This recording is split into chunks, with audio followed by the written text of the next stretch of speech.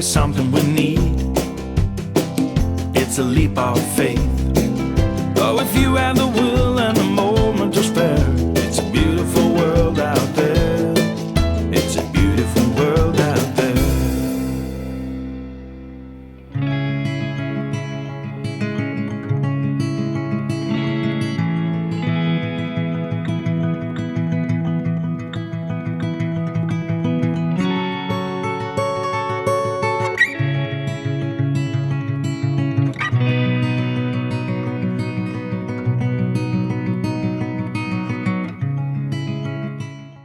This walk starts in the small village of Saline.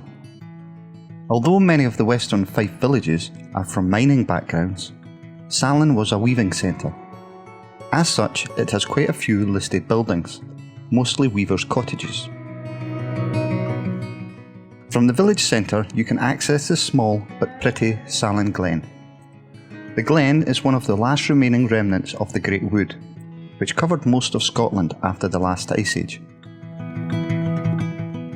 Following the last glacial period, trees began to recolonise what is now the British Isles, over a land bridge which is now beneath the Straits of Dover. Forests of this type were found all over what is now the island of Great Britain for a few thousand years, before the climate began to slowly warm in the Atlantic period, and the temperate coniferous forests began retreating north into the Scottish Highlands, the last remaining climatic region suitable for them in the British Isles.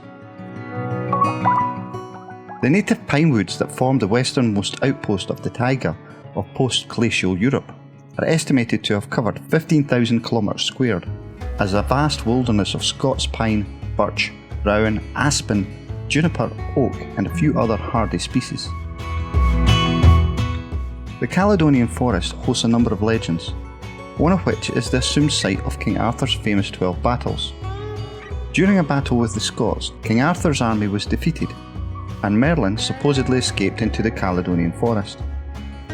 Like most legends, there is probably a morsel of truth about it. Either way, this small remnant of ancient forest can still be enjoyed today for the visitors of Saline.